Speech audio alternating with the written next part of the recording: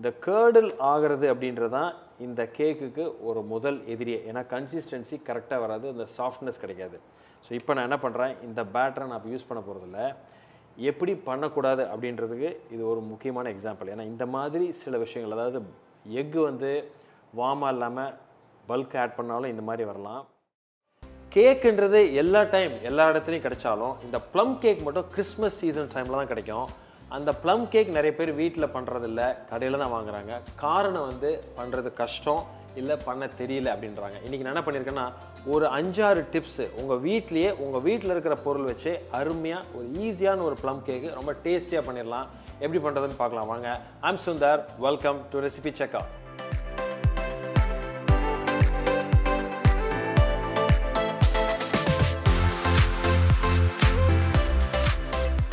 இந்த plum cake அப்படின்றது இந்த கரீபியன் ஐலண்ட்ஸ், வெஸ்ட் இண்டீஸ், இந்த ஜமைக்கன் ஐலண்ட்ஸ்லேருந்து தான் உருவாச்சு. ஏன்னா அங்கே வந்து இந்த கரும்பு அதிகம், சர்க்கரை தொழில் அதிகம். ஏன்னா அங்கே வந்து இந்த சர்க்கரையை காய்ச்சறப்ப அந்த சுகர் கேன் ப்ராசஸில் கடைசியாக கிடைக்கிறது இந்த மொலாசிஸ் அப்படின்றது இந்த பிளாக் ஜாக்னு சொல்லுவாங்க, அந்த கருப்பாக வரும் இல்லையா கடைசியாக, அதை பேஸ் பண்ணி பண்ணுறது தான் இந்த கேக். அதனால தான் அந்த கலர் வந்து நேச்சுரல் கலர்னு பார்த்து அதான் நம்ம ஆட் பண்ணணும். இன்றைக்கி மார்க்கெட்லேயே இந்த ப்ளம் கேக்குக்கு தேவையான இந்த மொலாசிஸ் ரெடிமேடாகவும் கிடைக்கிது, கலர்ஸாகவும் கிடைக்கிது, அது வேணாலும் யூஸ் பண்ணிக்கங்க. பட் யூஸ்வலாக நான் பண்ணுறப்ப காய்ச்சிடும், அந்த சுகரையே 2-3 வாட்டி தண்ணி ஊற்றி காய்ச்சி நல்ல கருப்பு கலரில் கொண்டு வரப்போ அந்த ஃப்ளேவர் ஆல்மோஸ்ட் அந்த ஒரு கேரமலைஸ் ஃப்ளேவர் வருது. அந்த கேக்கு ரொம்ப முக்கியம். அதே மாதிரி இந்த ப்ராசஸில் என்ன அப்படின்னா, நீங்கள் எப்பொழுதுமே இந்த ஃப்ரூட்ஸை வந்து ஊற வைக்கல அப்படின்னு கவலைப்பட வேணாம். என்ன ட்ரை ஃப்ரூட்ஸ் இருக்கோ, சுல்தானாஸ், ரைசின்ஸ், அதே மாதிரி டேட்ஸு, இதே மாதிரி ஃபிக், என்ன ட்ரை ஃப்ரூட்ஸுக்கோ நல்லா ஃபைனாக சாப் பண்ணி அதை எப்படி ஒரு அருமையான ஒரு ப்ளம் கேக்காக பண்ணுறோம் உடையாமல். யூஸ்வலாக ப்ளம் கேக் வந்து பண்ணுறப்போ கட் பண்ணுறப்போ உடையுது உதிருதுன்னு சொல்லுவாங்க. இன்றைக்கி இருக்கிற முக்கியமான டிப்ஸ் அது இல்லாமல் பண்ண போகிறோம். வாங்க ஒவ்வொரு பொருளாக பார்த்துட்டு என்ன ப்ராசஸ் நம்ம ஆரம்பிப்போம்.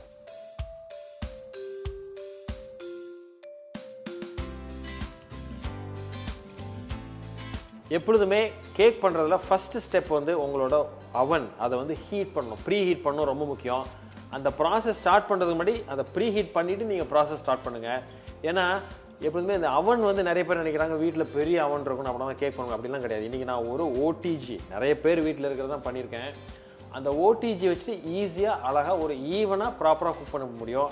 டெம்பரேச்சர், டைம் ரொம்ப முக்கியம். அது என்னென்னு நீங்கள் பார்த்துருவோம். இந்த ஓவன் ப்ரீ ஹீட் அப்படின்னா எப்பொழுதுமே வந்து ஒன்று டெம்பரேச்சர் வைக்கணும், ரெண்டாவது இந்த டைம் வைக்கணும். ஓடிஜி இல்லை அவன் இந்த மாதிரி இதில் பார்த்தீங்கன்னா இந்த ஃபிலமெண்ட் அந்த எங்கே ஹீட் வருது அப்படின்னு கண்ட்ரோல் பண்ணுறதுக்கு ஒரு நாப் இருக்கும். ஸோ இந்த 3 தான் இருக்கும். யூஸ்வலாக நான் என்ன பண்ணுறேன் அப்படின்னா ஒரு 160 டிகிரி, அதான் இந்த கேக் பண்ணுறதுக்கு ஒரு ஐடியலான டெம்பரேச்சர் வச்சிடுறேன். இப்போ என்ன பண்ணுறேன், மேலேயும் நமக்கு ஹீட் வேணும், கீழேயும் ஹீட் வேணும். ஸோ அதனால் 2 வச்சுருக்கேன். ஃபேன் தேவையில்லை, ஃபேன் கட் அந்த மோடில் இருக்குது.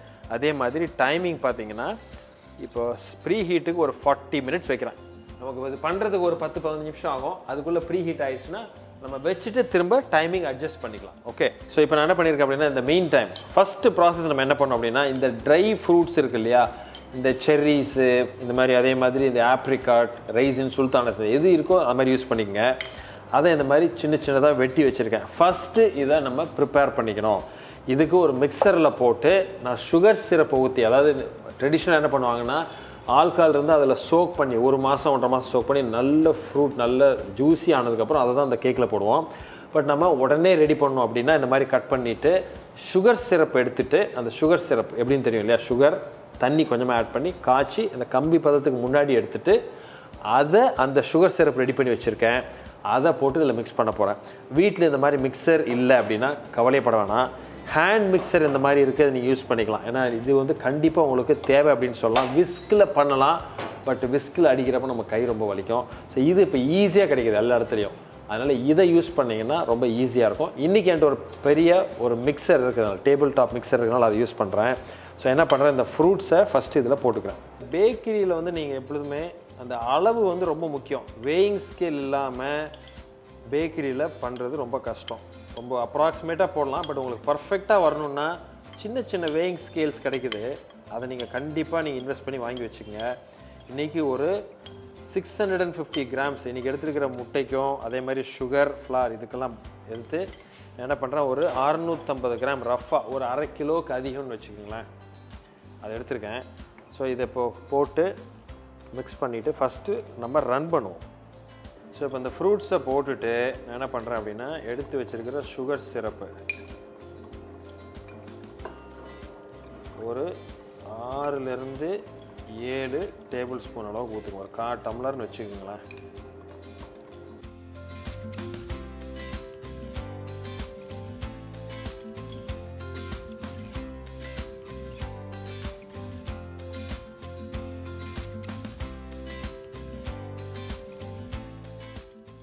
ஸோ இப்போ இந்த ஸ்டேஜில் என்ன பண்ணுறேன் அப்படின்னா ஓரளவு மிக்ஸ் ஆயிருச்சு இந்த ஃப்ரூட்ஸு.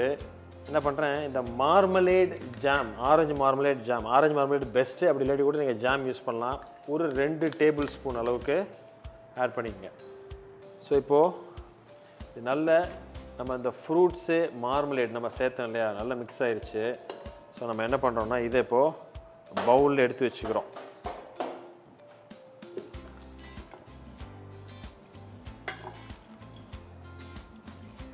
இந்த மாதிரி நல்ல ஜாம் மாதிரி மிக்ஸ் பண்ணிடுங்க. ரொம்ப முக்கியம். அந்த ஃப்ரூட்ஸ் வந்து நீங்கள் ஊற வைக்கலைனாலும் பரவாயில்ல, இந்த மாதிரி சுகர் சிரப்பு மார்மலேட் இல்லை ஜாம் சேர்த்து ஒரு மிக்சர்லேயோ இல்லை நீங்கள் கையிலையோ பீட் பண்ணி இந்த மாதிரி நல்ல ஒரு பேஸ்ட் மாதிரி ஆக்கிக்கங்க. அப்படின்னா தான் அந்த கன்சிஸ்டன்சி நமக்கு கரெக்டாக வரும். பார்த்தீங்கன்னா கிட்டத்தட்ட ஆல்மோஸ்ட் ஒரு பேஸ்ட் மாதிரி நமக்கு வந்துருச்சு.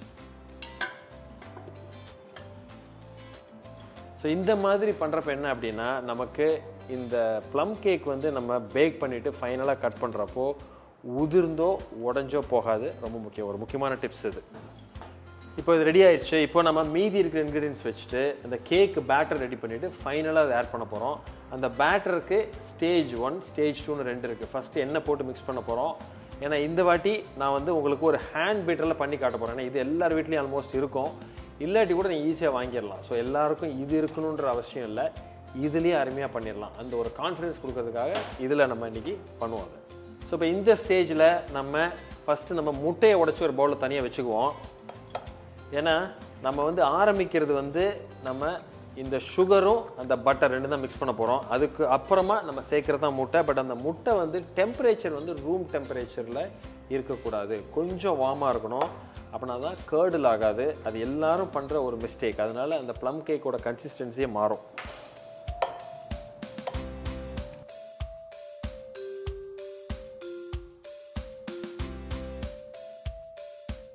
ஸோ இப்போ இந்த எக்கை உடச்சி வச்சிட்டோம், நம்ம எடுத்து வச்சுட்டு தனியாக வச்சுருவோம். அதை ஓரமாக ஒரு பவுலில் இப்போ நம்ம பட்டர், நம்ம எடுத்துருக்கிற வெண்ணெயும் அதே மாதிரி அந்த சுகர் சேர்த்து நம்ம பண்ண போகிறோம்.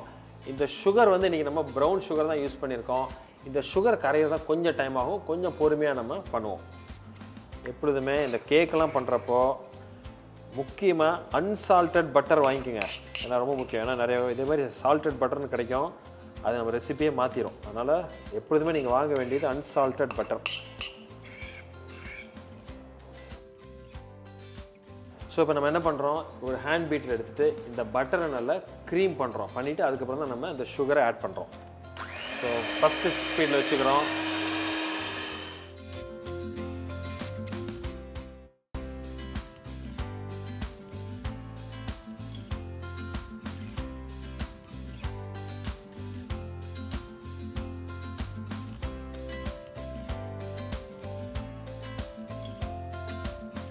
இப்போ நல்ல ஒரு 2 நிமிஷம் அருமையாக க்ரீம் பண்ணிட்டோம். நல்லா ஃப்ளஃபியாக பார்த்தீங்கன்னா அந்த மாதிரி நல்ல ஒரு அந்த பட்டர் வந்து ஃப்ளஃபியாக க்ரீம் மாதிரி இருக்குது. ஸோ இந்த ஸ்டேஜில் நம்ம என்ன பண்ணுறோம் அப்படின்னா எடுத்து வச்சுருக்கிற ப்ரௌன் சுகர், எல்லா இடத்துலையும் கிடைக்குது இப்போ ப்ரௌன் சுகர். இதில் என்னென்னா இந்த ப்ரௌன் சுகரில் ஒரு நல்ல ஒரு ஃப்ளேவர் கிடைக்கும். நார்மல் ஒயிட் சுகரோட இது கொஞ்சம் பெட்டர். ஸோ இதை லைட்டாக மிக்சியில் ஒரு அரைச்சி, ஏன்னா ஈஸியாக நமக்கு ஆகும் இல்லையா அது மிக்ஸ் ஆகிறதுக்கு, அதனால் அரைச்சி அதை இதில் நான் இப்போ ஆட் பண்ணிக்கிறேன். கிட்டத்தட்ட எவ்வளோ பட்டர் எடுத்துருக்கோமோ அதே அளவுக்கு தான் நம்ம சுகர் போடுறோம். பட் ஃபுல் மெஷர்மெண்ட் நம்ம இன்க்ரீடியன்ஸ் பேனலில் இருக்குது. பேக்கரி மட்டும் நம்ம சொன்ன மாதிரி கரெக்டான நீங்கள் ஒரு மெஷர்மெண்ட்டை யூஸ் பண்ணணும்.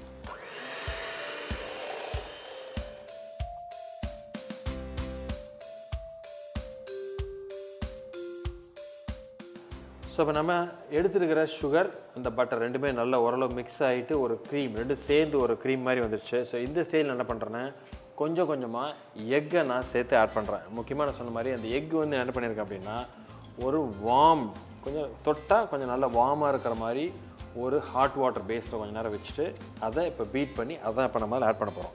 ரொம்ப சூடு வேணால் லைட்டாக நம்ம தொட்டால் ஒரு வெதுன்னு இருக்கிற மாதிரி ரொம்ப முக்கியம். ஸோ ஸோ இப்போ இந்த முட்டை இந்த மாதிரி லைட்டாக பீட் பண்ணி வச்சுட்டு ஒன்றா எப்போதுமே சேர்க்காதீங்க. எக்கு லைட்டாக வார்மாக இருக்குது. இப்போது ஒரு ஹாட் வாட்டர் பேஸில் கொஞ்ச நேரம் வச்சுருந்தேன். இப்போது கொஞ்சமாக ஒரு 2 முட்டையை ஆட் பண்ணுற மாதிரி.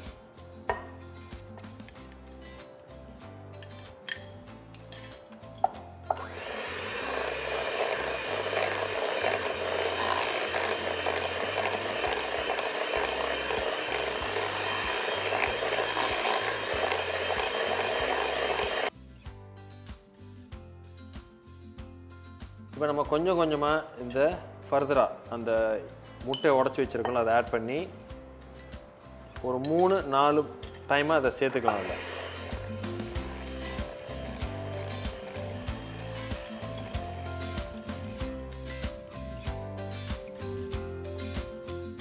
ஸோ இப்போ நம்ம சேர்த்த எல்லா முட்டையும் உள்ளே எடுத்துகிட்டு நல்லா மிக்ஸ் பண்ணிட்டோம். ஸோ இந்த ஸ்டேஜில் என்ன பண்ணுறேன், ஒரு ஸ்க்ராப்பர் வச்சு நல்ல இந்த பேட்டர் வந்து பார்த்திங்கன்னா அழகாக ஒரு தோசை மாவு மாதிரி வந்துருக்கு இல்லையா. நம்ம எடுத்துருக்கிற எசன்ஸு, மிக்சட் ஃப்ரூட் எசன்ஸு ஒரு கேப் மிக்ஸ் பண்ணிக்கோங்க. ஸோ இந்த ப்ராசஸ் பண்ணுறப்போ ஒரு சின்ன ஒரு ஆக்சிடெண்ட் அப்படின்னு சொல்லலாம். ஏன்னா இங்கே வச்சுருந்த தண்ணி, பவுல் வச்சுருந்த தண்ணி வந்து இந்த ப்ளக்கில் பட்டதுனால அதை ஆஃப் பண்ணி அதை க்ளீன் பண்ணி கிட்டத்தட்ட ஒரு 2-3 நிமிஷம் இதை ஆஃப் பண்ணிவிட்டு திரும்ப நான் இப்போ ரன் பண்ணோம். பார்த்தீங்கன்னா ஆல்மோஸ்ட் இது இப்போ கேர்டில் ஆக ஆரம்பிச்சிச்சு. இந்த கேர்டில் ஆகிறது அப்படின்றது தான் இந்த கேக்குக்கு ஒரு முதல் எதிரியே. ஏன்னா கன்சிஸ்டன்சி கரெக்டாக வராது, அந்த சாஃப்ட்னஸ் கிடைக்காது. ஸோ இப்போ நான் என்ன பண்ணுறேன், இந்த பேட்டரை நான் இப்போ யூஸ் பண்ண போகிறதில்ல. எப்படி பண்ணக்கூடாது அப்படின்றதுக்கு இது ஒரு முக்கியமான எக்ஸாம்பிள். ஏன்னா இந்த மாதிரி சில விஷயங்கள், அதாவது எக்கு வந்து வார்மாக இல்லாமல் பல்க் ஆட் பண்ணாலும் இந்த மாதிரி வரலாம். மிக்சிங் ஆகிட்டு இருக்கிறப்ப டக்குன்னு ஸ்டாப் பண்ணி அது ஃபுல்லாக மிக்ஸ் ஆகிறதுக்கு முன்னாடி நம்ம ஸ்டாப் பண்ணாலும் ஒரு பிரேக் கொடுத்தாலும் இந்த மாதிரி ஆகலாம். ஆனால் இந்த மாதிரி ப்ராடக்ட் பண்ணுறப்போ நீங்கள் ரொம்ப கேர்ஃபுல்லாக பண்ணணும். ஸோ இப்போ நான் தனியாக எடுத்து வச்சுட்டு அடுத்து இதே மாதிரி ஒரு பேட்ச் ரன் பண்ணி இன்னொரு வாட்டி பண்ணுவோம். அதில் இப்போ இந்த தண்ணியெல்லாம் ஊற்றாமல் நம்ம பர்ஃபெக்டாக கண்டினியூஸாக ரன் பண்ணுறப்போ அது எந்த அளவு க்ரீமாக வருதுன்னு பாருங்கள். ஸோ அதான் ஒரு பர்ஃபெக்டான பேட்டருக்கும் இல்லை சரியாக வராத பேட்டருக்கும் உள்ள டிஃப்ரென்ஸ்.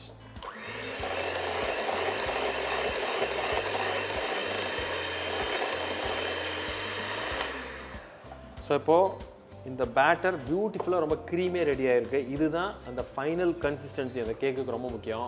அதே மாதிரி நீங்கள் பண்ண வேண்டியது மைதா நம்ம எடுத்துருக்கிறது, பேக்கிங் பவுடர், சால்ட்டு, அதே மாதிரி ஸ்பைஸ் பவுடர் 3ஐயும் சளிச்சு ஒன்றா வச்சுருக்கேன். இந்த ஸ்பைஸ் பவுடர் உங்களுக்கு ஸ்பைஸ் பவுடர் வீட்டில் பண்ண முடிஞ்சால் பண்ணலாம். பட்டை, அதாவது சினமன், ஏலக்காய், காடமன், அதே மாதிரி கிராம்பு, அதே மாதிரி ஸ்டார் அனீஸ் இதெல்லாம் போட்டு ஒரு அழகான ஒரு ஸ்பைஸ் பவுடர் பண்ணலாம். இல்லைன்னா ரெடிமேடாகவும் சில நல்ல ஸ்பைஸ் பவுடர் கிடைக்குது. அது லைட்டாக எவ்வளோ குவான்டிட்டி ரொம்ப முக்கியம். ஏன்னா ஸ்பைஸ் பவுடர் ஒரு பஞ்சி ஃபீலுக்கு தான் சேர்க்குறோம். அதை இந்த மைதா இதோட நம்ம சேர்த்து நம்ம சளிச்சு வைக்கிறப்போ ஈவனாக மிக்ஸ் ஆகும். அதையும் நான் எடுத்து வச்சுருக்கேன். ஸோ அந்த சளிச்சு வச்ச 4 இன்க்ரீடியன்ஸ் இதில் இருக்குது. நம்ம ஏற்கனவே மிக்ஸ் பண்ணி நல்லா மசிச்சு வச்சுருக்கிற அந்த ஃப்ரூட்ஸ் ரெடியாக இருக்குது. எசன்ஸ் இது எல்லாத்தையும் மிக்ஸ் பண்ணி இந்த பிளாக் ஜாக், அதாவது நம்ம எடுத்து வச்சுருக்கிற அந்த கருப்பு மொலாசிஸ் சொல்லியிருக்கலையே, அது எல்லாத்தையும் மிக்ஸ் பண்ணி இது எப்படி ஃபினிஷ் பண்ணுறதுன்னு பார்ப்போம். நம்ம எடுத்து வச்சுருக்கிற ஃப்ரூட்ஸை இந்த மிக்ஸில் நம்ம நல்லா மசிச்சு வச்சுருக்கோம். அந்த ஃப்ரூட்ஸ் பாருங்கள் எப்படி ஒரு ஆல்மோஸ்ட் ஒரு பேஸ்ட் மாதிரி ஆயிடுச்சு இல்லையா. அது ரொம்ப முக்கியம். ஸோ இந்த ஃப்ரூட்ஸை ஜஸ்ட் இதில் அழகாக இந்த மாதிரி மிக்ஸ் பண்ணிக்கணும். ஒரு வாட்டி ஒரு 4 ட்ராப் மிக்சட் ஃப்ரூட் எசன்ஸ், அந்த எக்கு கொஞ்சம் அந்த ஸ்மெல் எடுக்கிறதுக்காக. அதுக்கப்புறம் முக்கியமாக இந்த பிளாக் ஜாக்குன்னு சொல்கிற இந்த மொலாசஸ், இது வந்து கலருக்கு தகுந்த மாதிரி பண்ணலாம். கொஞ்சம் ஃப்ளேவர் டெஃபினட்டாக அதில் வரும். அந்த பிளாக் ஜாக் வந்து இப்போ நம்ம ஆட் பண்ணுறோம். இந்த பிளாக் ஜாக் வந்து நம்மளே பண்ணுறப்போ நம்மளை திக்காக நம்மளால் செய்ய முடியும். நீங்கள் ரெடிமேடாக வாங்கினீங்கன்னா இந்த அளவுக்கு திக்னஸ் இருக்காது, பரவாயில்ல, கொஞ்சம் எக்ஸ்ட்ரா நீங்கள் யூஸ் பண்ணிக்கலாம். ஸோ இப்போது இதை லைட்டாக ஒரு வாட்டி மிக்ஸ் பண்ணிவிட்டு, ஏன்னா அதில் அந்த கலர் நமக்கு தெரிஞ்சிடும்.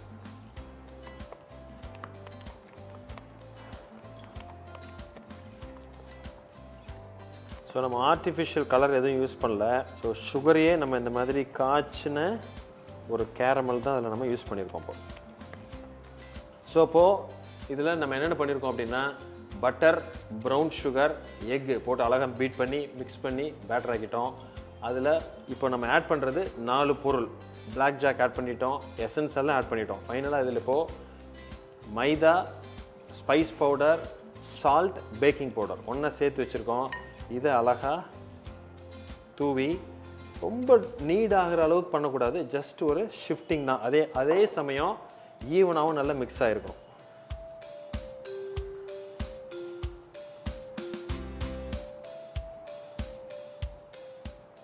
ஸோ இது கரெக்டாக நம்ம பண்ணோன்னா இந்த ஃப்ளேவரே ஒரு அருமையான ஒரு ஃப்ளேவர் நமக்கு கிடைக்கும். இந்த மிக்சட் ஃப்ரூட்டில் என்னென்ன சேர்த்துருக்கேன் அப்படின்ற ஒரு லிஸ்ட்டு உங்களுக்கு தனியாக கொடுத்துருக்கேன் பேனலில். ஸோ அந்த ரேஷியோவும் நீங்கள் அப்படியே மெயின்டைன் பண்ணலாம்.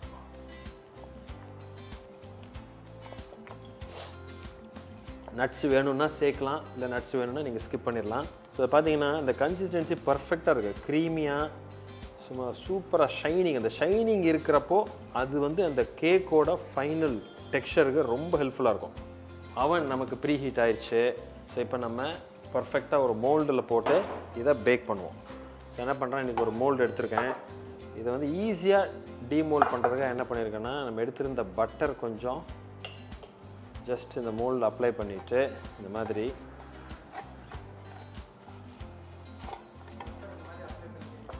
அழகாக தடவிட்டு கொஞ்சம் மைதா எடுத்து டஸ்ட் பண்ணிடுங்க. ஸோ அது அந்த பட்டரில் இந்த மாதிரி அழகாக உங்களுக்கு. ஸோ பார்த்தீங்கன்னா இந்த மாதிரி அழகாக பியூட்டிஃபுல்லாக ஒரு கோட் ஆயிடுச்சு நமக்கு. ஃபேட்டு, அதுக்கு மேலே ஃப்ளார். ஸோ இதில் நம்ம இந்த பேட்டர் போடுவோம். ஸோ இந்த மோல்டுக்கு, இந்த சைஸ் மோல்டுக்கு கிட்டத்தட்ட 3/4 அளவு போடலாம், எனக்கு கொஞ்சம் ரைஸ் ஆகும். ஸோ நான் என்ன பண்ணுறேன், பாதிக்கு கொஞ்சம் மேலே இந்த பேட்டரை நான் உள்ளே போடுறேன்.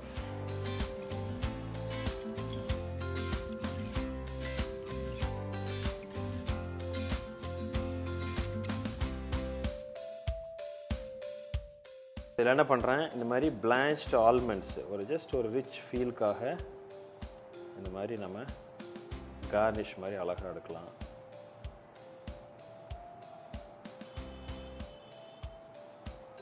ஏன்னா இது வந்து ஃபெஸ்டிவல் கேக் இல்லையா, அது நம்ம ரிச்சாக பண்ணால் ரொம்ப நல்லாயிருக்கும்.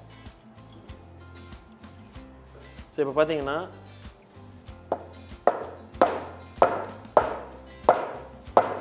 ஜஸ்ட் இது ஓரளவுக்கு இந்த பேட்டர் செட்டில் ஆகணும். ஸோ ஃபுல்லாக போடல, கொஞ்சம் கம்மியாக தான் போட்டிருக்கேன். இது டெஃபினட்டாக ரைஸாக இந்த ஓரளவுக்கு வரும், கரெக்டாக இருக்கும்னு நினைக்கிறேன்.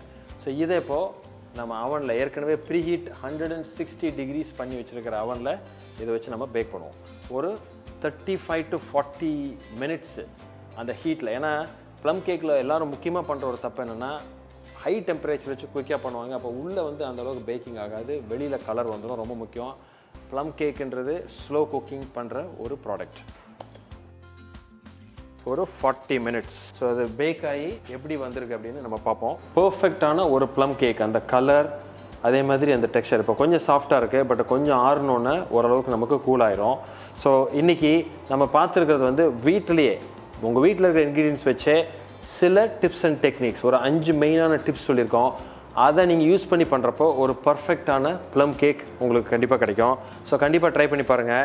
ஸோ இந்த வீடியோ பிடிச்சிருந்துன்னா எங்களுக்கு ஒரு லைக் கொடுங்க, தம்ஸ் அப் கொடுங்க, ஃப்ரெண்ட்ஸோடு ஷேர் பண்ணுங்கள். ஏன்னா எப்பொழுதுமே இந்த கேக் மேக்கிங்கில் வந்து நான் எப்பொழுதுமே சொல்லுவேன், பேக்கிங் ஒரு சயின்ஸ் அப்படின்னு. அதனால் மெஷர்மெண்ட்ஸ் ரொம்ப முக்கியம், அந்த ப்ராசஸ் ரொம்ப முக்கியம், அந்த டைமிங் ரொம்ப முக்கியம். ஸோ இதே மாதிரி இன்னொரு நாள் இன்னொரு வீடியோவில் மீட் பண்ணுறேன். அது வரைக்கும் happy cooking and merry Christmas.